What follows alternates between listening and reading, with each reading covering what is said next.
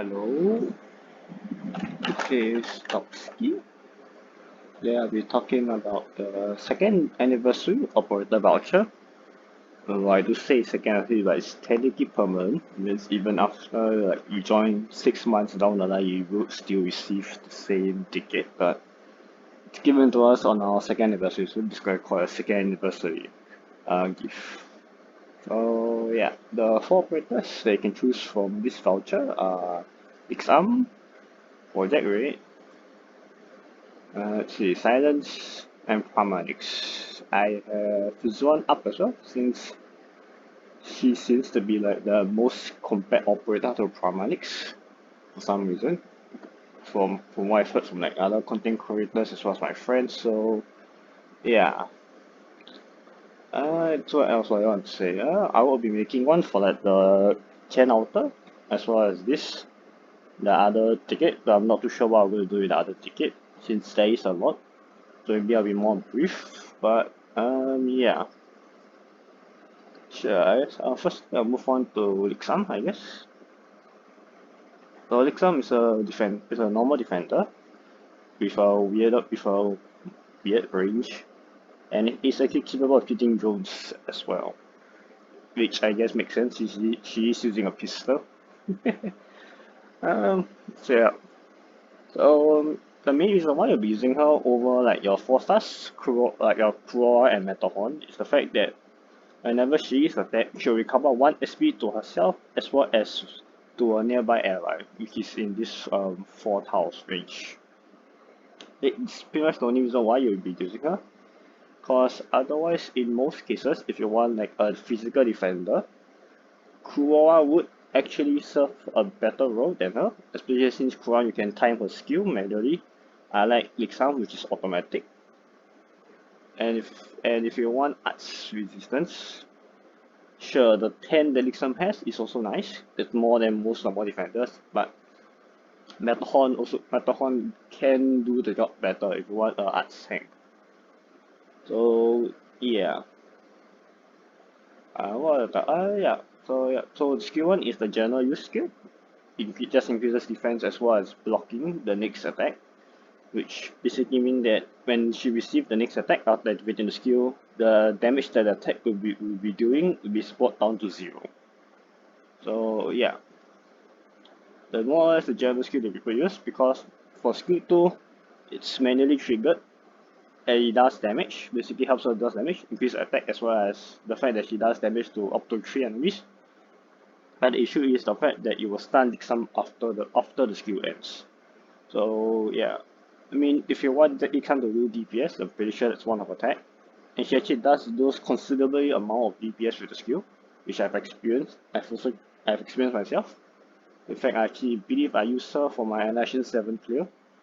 So yeah, this is the skill we'll be using. If you want next time to do damage. Let's see. I feel like both the skins as well, better. I think that's more or less it, to be honest. Yeah, I think that's more or less what I can say about her. She's a very good defender. Just that most 4 stars, yeah, actually, even DPS. Even if you want DPS, Durner can actually do similar amount of damage, or even more damage than her. So she's just basically kind of like all of the 4 stars wrapped together. Yeah, I guess technically there is currently now Bubble as well, but she's basically like the first 4 stars defender wrapped together. Just that she does a weaker job than each of them, but also has the SP battery talent slapped onto her. So yeah, that's pretty much the main reason why people use her is for the SP battery. Yeah, I think that's more or less about her.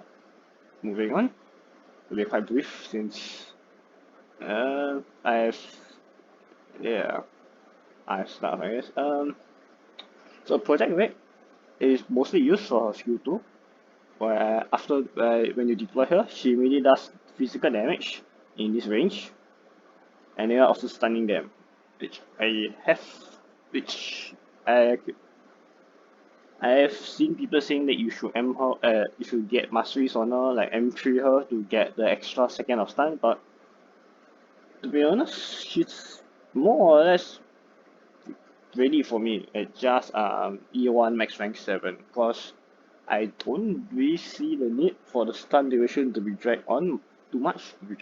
Alright, honest, since I mainly just use her to stun, mainly use a stun to stagger the enemy's attack.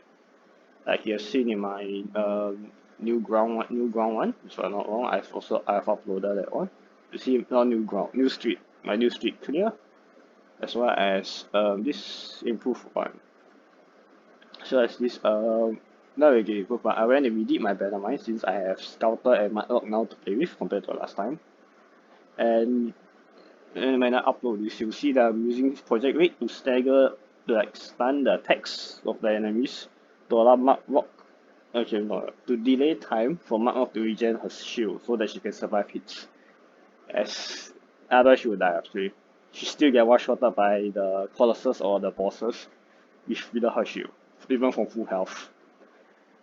I'm not exactly sure what she said about that, but that's the thing I guess. So yeah, I'm more or less just using her stun to stagger the enemies. Yeah, I don't really use it to like really to use it. So to be honest, the 2 seconds is more than enough for me. Yeah, that's more or less what I want to say. I'll move on to skill 1, which is actually a very usable skill. I found out. I found out that if you want actual damage from Projekt Red, her skill 1 actually kind of makes her like a mini phantom, if you want to say. A mini phantom that's actually still useful against bosses because of her talent. Where actually I mentioned, instead of the usual 5%, which actually in Arknights there is like a system where whenever an operator enemy is to do damage, they will do a minimum of 5% of their attack. So instead of the usual 5%, the Projekt Red's talent will bump it up to 30%, which isn't much, but when you against bosses like Patriot, you will see the difference. So yeah, so actually, if I actually want damage for Projekt Red, her skill 1, her skill 1 actually does help me do damage surprisingly. It's kind of like turns her into like a mini phantom, I guess. But the difference that sets her apart from Phantom, other than the talent, is the fact the skill also does run her evasion, which will help her out for survivability in the long run, especially if using her against bosses. Sure, she will still be one-shotted, but she at least has a chance to dodge the attacks from the boss and actually deal more damage. And with a 0.93 seconds attack interval, it will actually be useful. There is also not talent, her module, where she will do extra 10% damage when that has extra 10% attack when there are no fan operators in the 74 tiles, which at least from what I've experienced, that turns out usually to be more often the case with her skill 1, since her skill 2 I'm really using it to like stall and stuff or to stagger when enemies are already right in front of my defender, so doesn't really pop out that often. But if I'm using her skill 1 for damage to like pick off like specific enemies like the sniper stuff like that, it would actually come in hand. It would actually come into effect. But yeah, that's less often since I usually more or less use her skill 1 more skill 2 more skill 1. Since I found myself to use Projekt with skill 2 more often than not. But that is still something to consider, I guess. Moving on, I'll move on to Silence, who is actually the operator I chose for this current voucher last year during our first year anniversary. But yeah, alright, talking about skill, are you able to obtain a healing drone? We haven't going out her stats, I guess. Apparently, okay. And we actually have a healing drone with this range. You can deploy it anywhere, whether is it on range or melee tiles, and then you get immediately a burst healing, which I have found to be actually very useful, especially for me back then. Like back then when I was not that invested in Arknights, when I haven't properly learned a lot of the mechanics, the healing drone actually kind of gave like leeway for me to actually make mistakes. Because if I can make mistakes, because it's on demand and it can be deployed anywhere else. So if I like misplayed and deploy like my Cora like all the way in the far corner of the map, I can still use the healing drone to actually heal. And the healing drone actually does provide quite strong burst healing. I'm not exactly sure. It's technically like a weaker Telopsis. I've heard people compare the drone to Telopsis apparently. I don't know. I don't have Telopsis, so I haven't experienced it. But from what I've seen, Telopsis skill 2 does also provide a very strong burst healing. So I'm not sure, I guess, but yeah, I've seen people compare the healing drone to Telopsis skill 2 as well. So it's something, I guess. You want to have a clear idea, since from what I can tell, more people have Telopsis than Sinus apparently. But yeah, and for her skill 1, you generally won't be using it, to be outright honest. I mean, you generally won't be using it. Yeah, it may. Yeah. I mean, the extra 70% attack is nice, but the thing is, Silence actually have lower attack compared to most other medics apparently.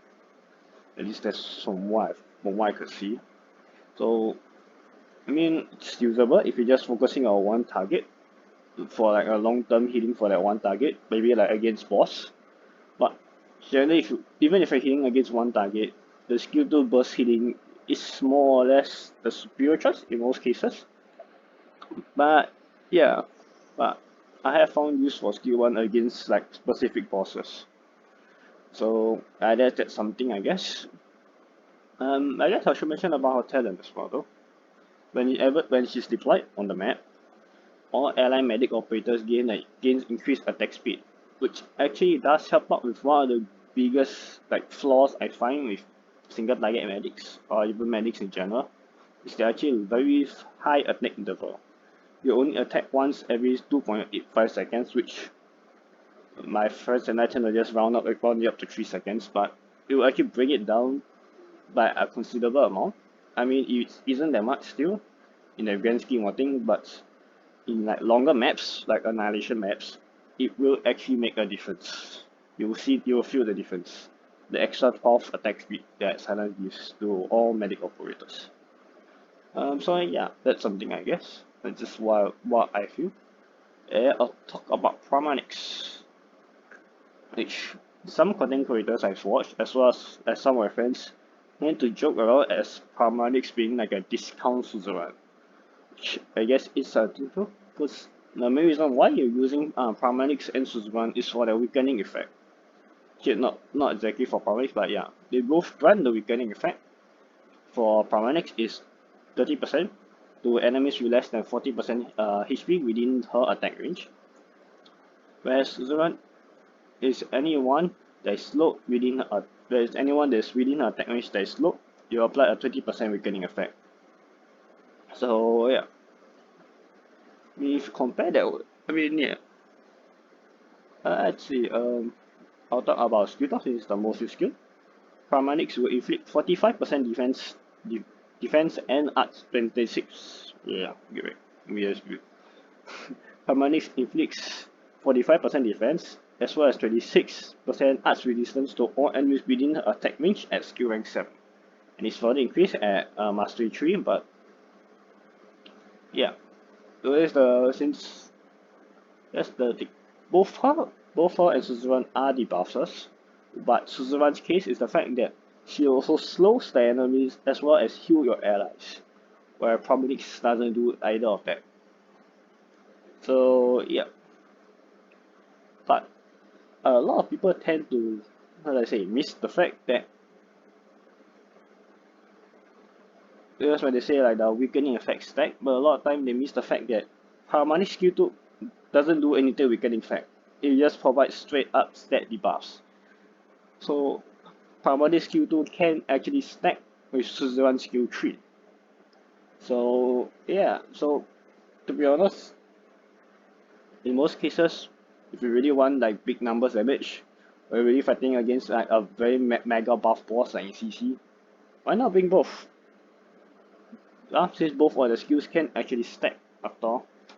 I mean, sure, I mean technically the weakening effect from Pramanix talent 1 will not stack with Suzerain's skill 3 since the skill 3 just amplifies the weakening effect, but yeah, why not use both?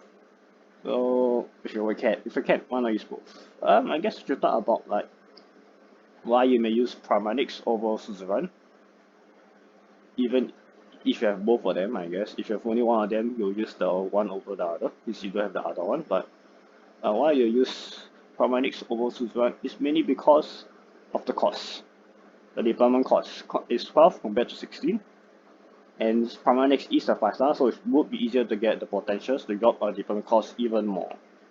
So that is the only reason why you may use Pramanix over Suzerain if you have the choice. If you have the choice, and like how do I say, the range tiles are limited or deployment limit.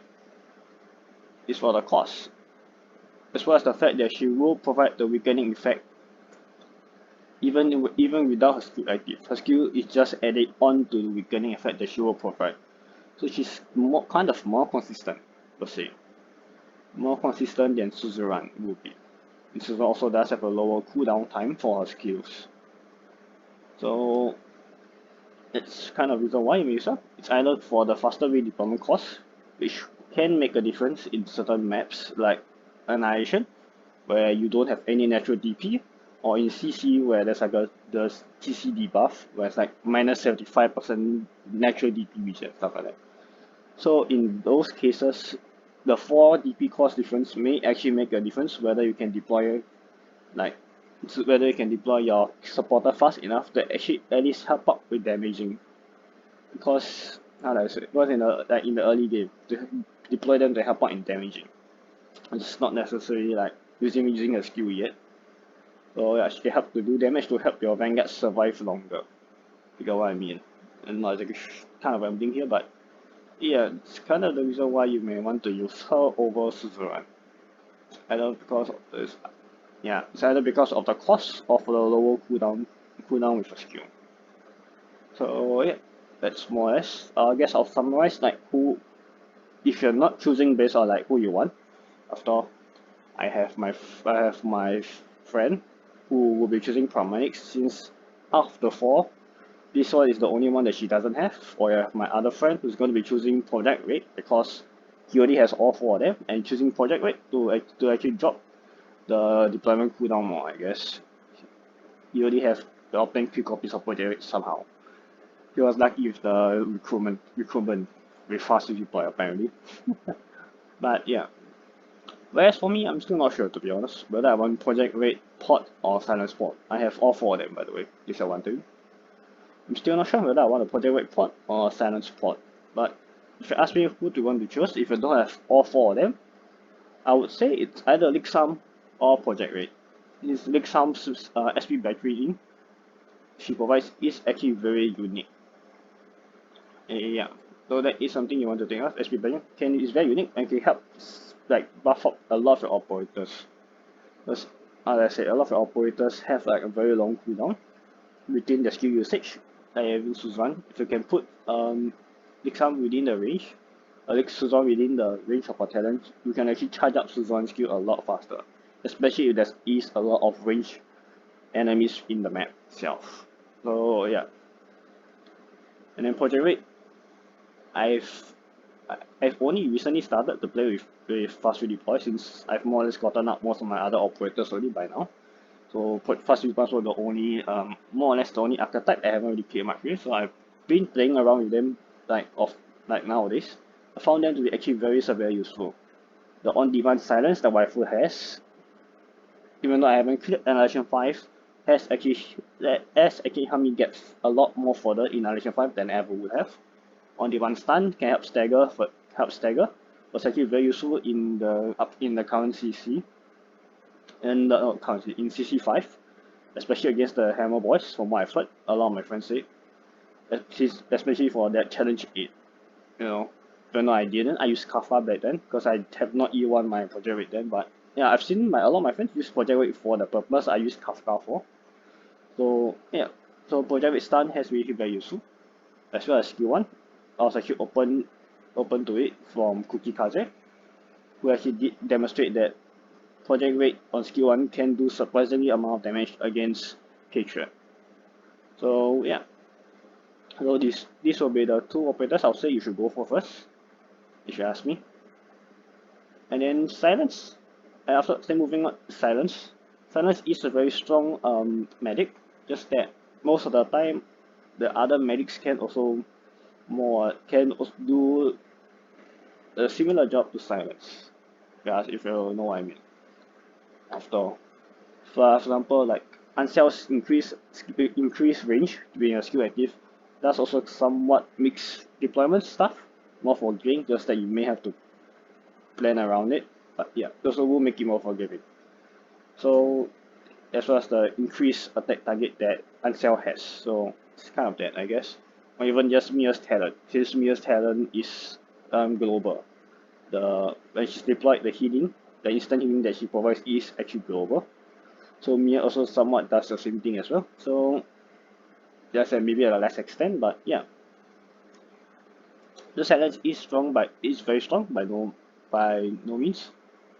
Just that a lot of the 4-star medics can actually do her job to a lesser extent, so she's not gonna be high priority.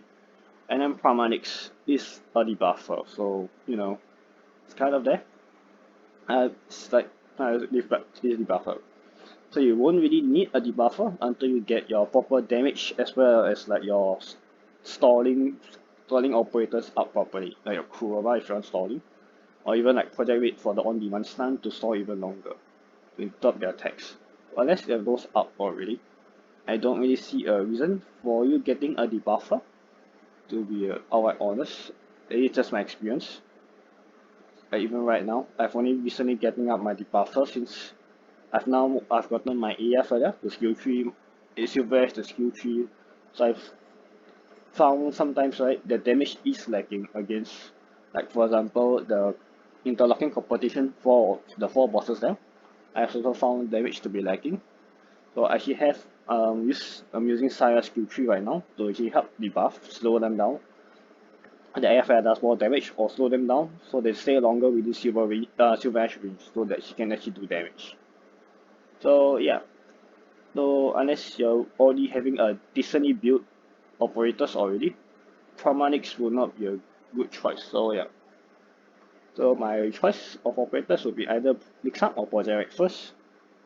I guess Liksarm first, since Projekt Red may be kind of hard for newer players. So since she's a fast redeploy to use, so yeah. So my choice will be Liksarm first, then Projekt Red. So Projekt Red is also very high, close to Liksarm. Oh, it's okay. It's gonna be my lesson starting soon. Okay. And then after moving on to Silence, and then Pramanix. So yeah. This is the order that I feel people should, if you don't want to choose based on waifu or looks, if you want to choose just based on their utility, this is my choice, I guess. So yeah, I think that's more or less that's more or less about it. So I'll be ending now.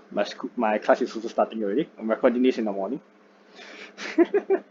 Yeah, I need to start recording this already. Because my friends are curious about my opinions, I guess. Even though I just talk about them like that. I have also talked to them about it, but they're still curious for me to put it in a video format, I guess. So yeah, that's more or less my opinions about it. Right, this has been Dogcesy. Bye bye.